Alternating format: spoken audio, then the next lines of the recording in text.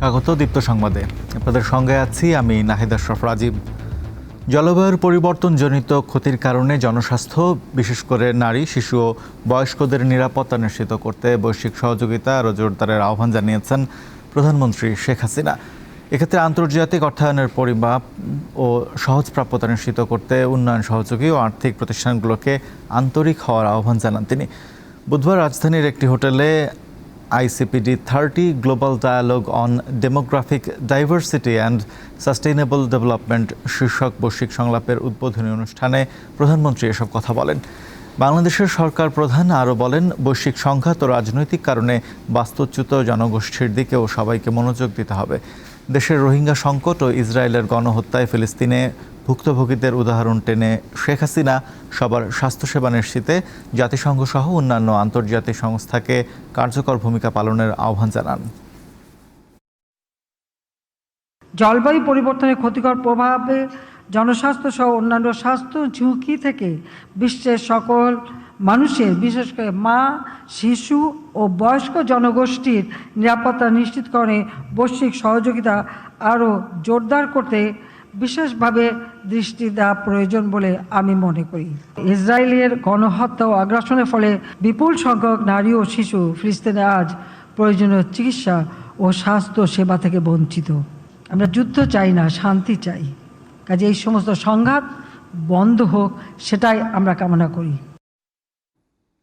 কক্সবাজারের উখিয়ার রোহিঙ্গা ক্যাম্প এলাকায় একটি পাহাড়ে অভিযান চালিয়েছে র্যাব 15-র একটি দল। এ সময় রোহিঙ্গা সলিডারিটি অর্গানাইজেশন আরসার আস্তানা থেকে বিপুল পরিমাণ অস্ত্র, গ্রেনেড ও রকেট শেল উদ্ধার করা হয়েছে। অভিযানে আরসার 2 সদস্যকে গ্রেপ্তার করা হয়। বুধবার রাত থেকে উখিয়ার লাল পাহাড়ে এই অভিযান চালায় র্যাব। র্যাব 15-র অধিনায়ক lieutenant colonel HM Sajjad Hossain জানান, ক্যাম্পে অরাজকতা সৃষ্টি করে আইন শৃঙ্খলা পরিস্থিতি নষ্ট করছে আরসা। সম্প্রতি তাদের বিরুদ্ধে হত্যা ও গুমের নানা অভিযোগ পাওয়া গেছে। পাশাপাশি ক্যাম্পের পাহাড়ে অস্ত্র মজুতের তথ্য পেয়ে র্যাব লাল পাহাড়ে অভিযান চালায়।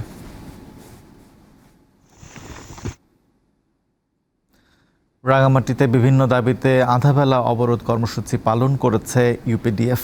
অবরোধের কারণে বুধবার সকাল থেকে বেলা 12টা পর্যন্ত রাঙামাটি খাগড়াছড়ি সড়কে যান চলাচল বন্ধ ছিল। এছাড়াও নানিয়ারচর এবং খাগড়াছড়ির সাথে সাজেকের সকল যান চলাচল বন্ধ থাকে। তবে অবরোধের প্রভাব রাঙামাটি শহরে পড়েনি।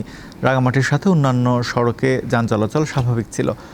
সকাল থেকে রাঙামাটি খাগড়াছড়ি সড়ক ও সাজেক সড়কে আগুন জ্বালিয়ে ও গাছের গুঁড়ি ফেলে সড়ক বন্ধ করে রাখে অবরোধ সমর্থকরা। সংঘাত এড়াতে আইন শৃঙ্খলা বাহিনীর সদস্যরা সতর্ক অবস্থানে ছিল।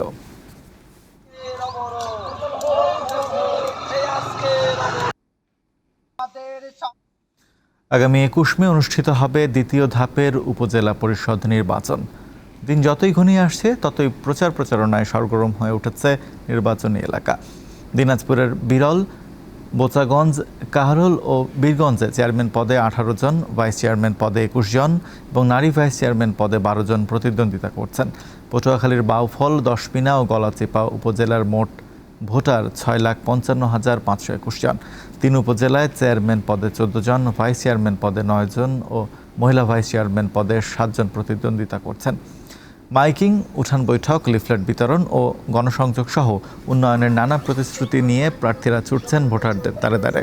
রঙিন পোস্টার ও ব্যানারে ছেয়ে গেছে পুরো এলাকা। ভোটারদের মাঝেও লক্ষ্য করা গেছে উৎসবের আমেজ। সম্প্রতি দাবদাহে সবাই যখন চরম অস্বস্তিতে ছিল, তখন আরামে কাজ করেছেন রংপুরের একটি কারখানার শ্রমিকেরা। অথচ সেখানে নেই এসি ও বৈদ্যুতিক পাখা। গাছগাছালি ও জলাধারে ঘেরা এই প্রতিষ্ঠানে পর্যাপ্ত বাতাস থাকায় এমনটি সম্ভব হয়েছে।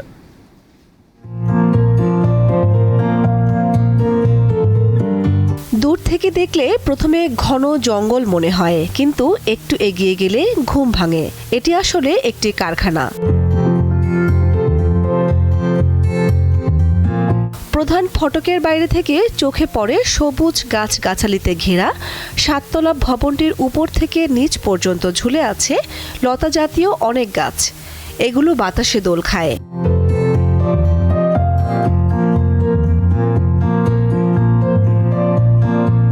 রংপুর রবার্টসন স্টেশন রোডে কারুপণ্য তৈরির এই কারখানা ঘিরে রয়েছে নান্দনিক কয়েকটি জলাধার। এগুলো প্রায় 5 লাখ লিটার পানি ধারণ করতে পারে। আর এসবের উদ্দেশ্য কারখানার ভেতরে পর্যাপ্ত আলো বাতাস নিশ্চিত করা। এ কারণে ভবনটিতে নেই কোনো এসি ও বৈদ্যুতিক পাখা। দিন-রাত 2 শিফটে কাজ করেন প্রায় 5,000 শ্রমিক। তীব্র তাপপ্রবাহে যখন সবার নাভিশ্বাস উঠেছে, তখন এই কারখানার শ্রমিকরা আরামে কাজ করছেন। আমাদের এখানে বাইরের যে গরম, সে তুলনায় ভিতরে ঠান্ডা, মানে গরমটা কম আছে। মানে এখানে এমন শীতল ভাবে আছে যে আমাদের ফ্লোর পর্যন্ত এই সূর্যতাপটা পৌঁছতে পারে না। আমরা বাইরে গরম থেকে ভিতরে গরমটা কম পাই। আমার মনে হয় না যে আমরা অশান্তিতে আছি বা গরমে অসহ্য লাগতেছে বা ইয়ে লাগতেছে, কোনো ধরনের এটা মনে হয়। তখন এসির কোনো প্রয়োজন পড়ে না। আবার নন্দিনী পার্ক আছে, এগুলোতে গেলে অনেক ঠান্ডা স্পর্ধ পাই। এই প্রতিষ্ঠানে শতকরা 80% বিদ্যুৎ সাশ্রয় হচ্ছে বলে জানায় কর্তৃপক্ষ। যেখানে বাইরে উত্তাপ হলো, ভেতরে যে কর্মপরিবেশ সেটা উত্তাপ থাকে না, সেটা শীতল থাকে, যে কারণে কর্মীরা খুব মনোযোগ দিয়ে এবং স্বস্তিতে কাজ করতে পারে। বিদ্যুৎ অপচয়, আমাদের এখানে ছাদে সোলার প্যানেল আছে। সোলার প্যানেলে প্রায় আমরা 30% বিদ্যুৎ, যেটা আমরাই নিজেরাই উৎপাদন করি এবং আমরা ব্যবহার করি। 2012 সালে 8 লাখ স্কয়ার ফিট জায়গার উপর কারুপণ্যের এই কারখানাটি নির্মাণ করা হয়। এরই মধ্যে প্রতিষ্ঠানটি আন্তর্জাতিকভাবে সবুজ ভবনের স্বীকৃতি পেয়েছে। দীপ্ত, বার্তাকক্ষ। অবরুদ্ধ গাজার রাফা সহ বিভিন্ন শহরে স্থল অভিযান চালাচ্ছে ইসরায়েলি বাহিনী। গত 24 ঘন্টায় নিহত হয়েছে অন্তত 82 জন। জীবন বাঁচাতে বিভিন্ন শহর খালি করে নিরাপদ স্থানে ছুটছেন ফিলিস্তিনিরা। ফলে শহরগুলো যেন ভুতুড়ের নগরীতে রূপ নিয়েছে। এ যেন এক ভুতুড়ে শহর। গাজার রাফা শহরের বর্তমান চিত্র এটি। রাফা শহরের পূর্বাঞ্চলের সঙ্গে যোগাযোগ বন্ধ করে দিয়েছে ইসরায়েল। হামলা চালানো হবে এই খবরই শহর ছেড়েছেন লাখ লাখ মানুষ। যারা আছেন তারাও আছেন অবরুদ্ধ ঘরে।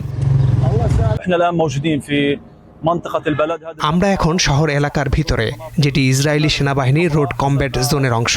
পরিবার সরিয়ে নিয়েছি, কিন্তু বাড়ি সুরক্ষায় আমরা যুবকরা থেকে গেছি। হামলা হচ্ছে উত্তরের জাবালিয়া শহরেও। স্থলপথে ট্যাঙ্ক বহন নিয়ে এগিয়ে যাচ্ছে ইসরায়েলি সেনারা, আর তাদের সুরক্ষা দিতে বিমান থেকে ফেলা হচ্ছে বোমা। গাজায় যে 8টি শরণার্থী শিবির রয়েছে, তার মধ্যে সবচেয়ে বড়টি রাফা শহরে। ইসরায়েলি ট্যাঙ্ক বহর এই শিবিরের কেন্দ্রস্থলের দিকে এগোনোর চেষ্টা করছে বলে তথ্য দিয়েছে বিভিন্ন আন্তর্জাতিক গণমাধ্যম।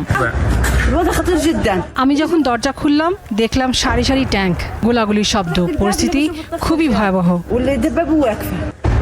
গেল বছর 7 অক্টোবর থেকে গাজায় চলমান হামলায় এ পর্যন্ত নিহত হয়েছেন 35,000-এর বেশি মানুষ। নাদিরা জাহান, দীপ্ত, বার্তাকক্ষ। এই ছিল এখনকার মতো। আমাদের পরবর্তী সংবাদ বেলা 3টায় দেখার আমন্ত্রণ রইল। এছাড়া আলো তথ্য বিনোদনের সংবাদ পেতে যুক্ত থাকুন দীপ্ত টিভির ডিজিটাল প্ল্যাটফর্মগুলোতে। ধন্যবাদ সবাইকে।